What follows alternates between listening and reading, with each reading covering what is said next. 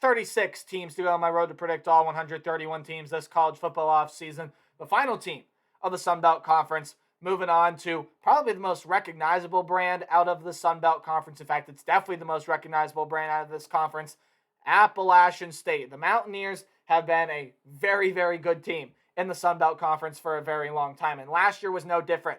Ended up making the Sun Belt Conference Championship game, where they fell just short to the eventual champs, the Louisiana Raging Cajuns, who were a really good team last year. Now, when you look at this App State team coming into 2022, this is still a very, very talented team, and a team that can absolutely push their way into yet another conference title. So can App State do just that and make their way back to the Sun Belt title game, possibly even win it this year? Or is this an Appalachian State team that is going to start to take some steps back in 2022? What's up, Tailgaters? My name is Tailgate Nate, and welcome to my channel. I'm predicting all 131 teams this college football offseason, which means I'm doing your favorite team. And if I haven't done so already, please, I encourage you, hit the subscribe button, ring the bell so you know when that video gets uploaded. Or, hey, maybe you want to hear my thoughts about things during the season. If I've already done your favorite team, hit that subscribe button any way I do videos during the season.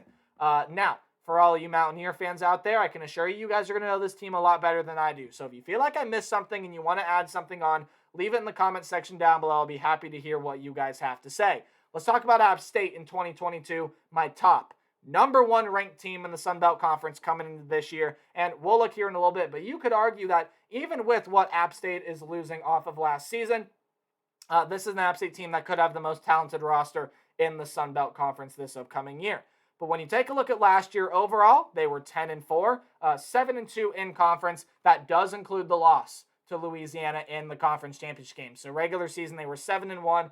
This was a good football team a season ago. Had 441 yards per game with around 34.5 points per game. And defensively, you could argue that this was the best defense in the Sun Belt Conference last year. 326 yards per game with around 19 points per game. This is definitely an App State team that is carrying a lot with it. Again, this is an App State team that usually has a lot of expectations within this Sun Belt Conference, and they're still going to carry that with them into 2022. Now, when you take a look at what is leaving this team, you do have Sean Clark back as that head coach. Pretty good head coach, in my opinion. Now, when you look at what they lost, starting out with the running back room, Jameer Smith is gone. Only 69 yards from a season ago, but a little bit of a depth guy there. Now, they ran a lot of running backs last year, and they have solid depth already even without him, so losing him, not going to be that big of a worry. What is going to be a big worry is when you take a look at what they're losing out of the wide receiver / tight end room. 5 of their top 7 receivers from a season ago are gone. Corey Sutton was the top one, 904 yards, 7 touchdowns. Thomas Hennigan, 823 yards, 6 touchdowns. Malik Williams, 819 yards, 7 touchdowns. Jalen Virgil, 226 yards and 1 touchdown. Mike Evans, 77 yards out of the tight end room. But you have 4 guys last year that eclipsed 100 yards that are going to be gone out of this wide receiver room. Those are some huge losses. And when you take a look at it, Sutton, Hennigan, and Williams each had over 50 catches. No one else last year had over 15. So wide receiver depth maybe could prove to be a little bit of an issue for Appalachian State in 2022. However, when you look at the defensive losses, there are losses here as well. Demetrius Taylor is going to be gone off this team. Had 7 sacks, 24 tackles, the 7 sacks. Second on the team, Caleb Sperlin, also gone out of the defensive line. Your leading tackler and linebacker, DeMarco Jackson, is gone. Had 6 sacks and 119 tackles, along with T.D. Roof. He was the 4th leading tackler, 3 sacks, 67 tackles, had a couple picks there as well. And then the defensive back room, Sean Jolly, Caden Smith, Ryan Huff, couple names that are leaving there. Caden Smith, 58 tackles a season ago. Sean Jolly had 5 passes defended from last year. Ryan Huff, another key piece, gone out of this defensive back, had 2 picks, 2 passes defended from a season ago. But when you look at what they have coming back, they do have their starting quarterback, Chase Bryce, returning to this team. 3,337 yards, 27 touchdowns, 11 interceptions from a season ago. Clean up that interception number there a little bit, and Chase Bryce, I think it's going to start to turn some heads this year. Now, not that he hasn't already. 3,000 passing yards, pretty good. 27 touchdowns, pretty good number there. Cut back on the interceptions a little bit. Maybe make a little bit of some better decisions here at times with the football. But behind him, they're getting a solid backup this year. A transfer in from Texas State in quarterback Brady McBride. You do have him coming into this team to play kind of a backup role, in my opinion, to Chase Bryce. And when you look at the running back room, I told you this team has depth. The depth piece in Anderson Castle comes back, had 236 yards, 3 touchdowns. But you also return 2 of the better running backs in the conference from last season. Nate Noel had 1,128 yards and 4 touchdowns. Cameron Peoples had 926 yards and 14 touchdowns from a season ago. Both of them around 5.5 yards per carry. Both of them over 150 rushing attempts from a season ago. Now, the wide receiver room, as I said, is going to be questioned this year, but it's going to look a little something like this. Christian Wells is coming back. 243 yards and 2 touchdowns with 12 catches from a season ago. You also get tight end Henry Pearson coming back, who had 153 yards on 11 catches from last year. But other than that, there's a lot of unknown in this App State room, at least a lot of unproven, unknown pieces, at least from a season ago. Christian Horn is a name that is in there. They're also getting a transfer from UCF by the name of Caden Robinson, who's not on this list, but you could mention. No, the big transfer they're getting is Tyler Page, a player that didn't play a season ago for SMU, but did play in 2020 and I believe had over 400 yards for the SMU Mustangs. He'll be the key transfer coming in for App State. On the defensive side, Brendan Harrington is coming back for this team. Harrington, 3.5 sacks a season ago, kind of that edge rusher type player.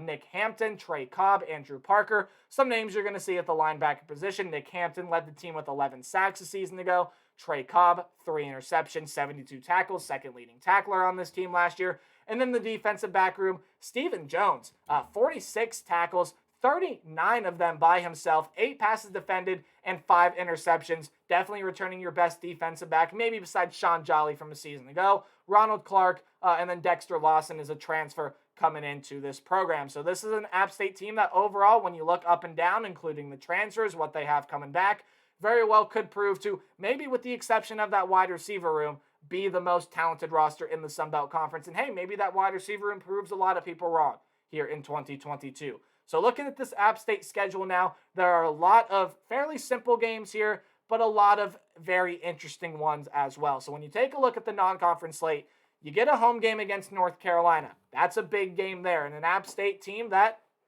has pulled off upsets before. Go back and look at 2007 against Michigan when everyone was like, who the heck is App State, right? That's a game against North Carolina. Ring the upset bell because an upset can happen. Now, going on the road to play Texas A&M, don't necessarily expect them to win in Kyle Field, although they can definitely make that game close. And other non-conference games against the Citadel and Robert Morris, a couple of FCS teams. When you take a look at conference play, you got home games against Troy, James Madison, Georgia State, and Old Dominion. Road games against Texas State, Coastal Carolina, Marshall, and Georgia Southern.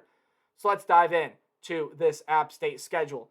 North Carolina is losing Sam Howell. However, when you look at what this team has coming back, they are returning their 2 key leading wide receivers from a season ago. So that is huge for North Carolina. And when you look elsewhere on this team, there are a couple nice pieces coming back.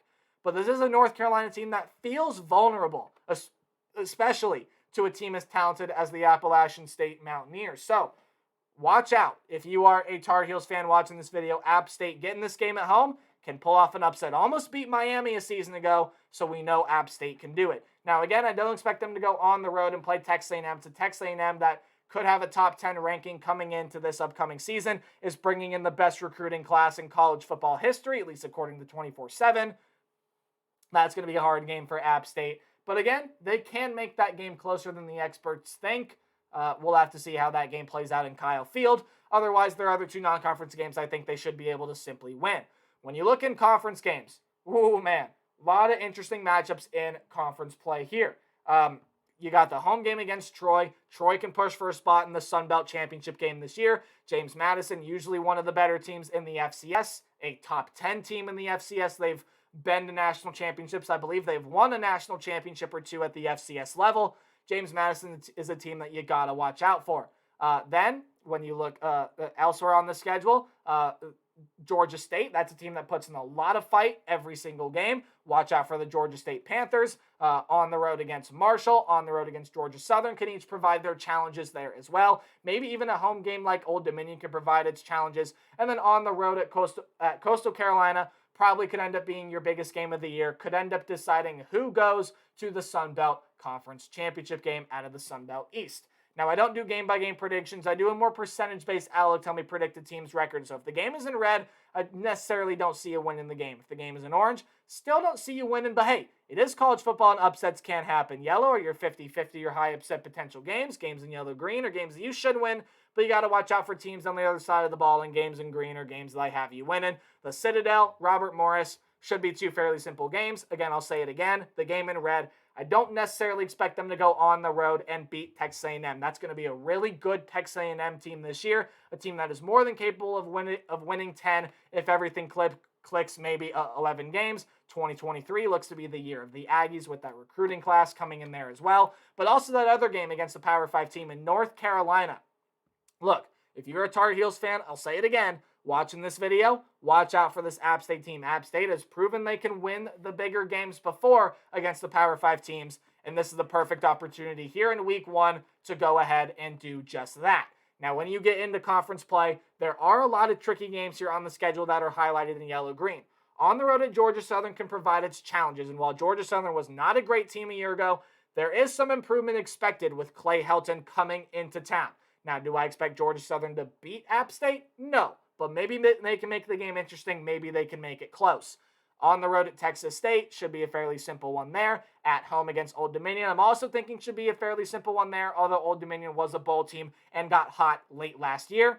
If they do the same thing again, maybe could be interesting. James Madison, again, who knows how they're going to fare as an FBS program. I think they're going to have quite the bit of success here. And for James Madison, I would watch out for that Duke's team. Also, the home game against Troy. Troy had a really good defense last year. If the offense can take some steps up, they're returning a lot of pieces from that defense. That can be a dangerous team as well. But the games that you need to pay attention to when Sun Belt play for App State are the games in yellow. They're all games against teams from the Sun Belt East Division. And they are all games that can very well impact the race in the Sun Belt East Division. On the road at Marshall, Marshall's a team coming over from Conference USA that I feel like is going to have its struggles in the Sun Belt Conference, but all in all, still a very, very solid team that the Herd has.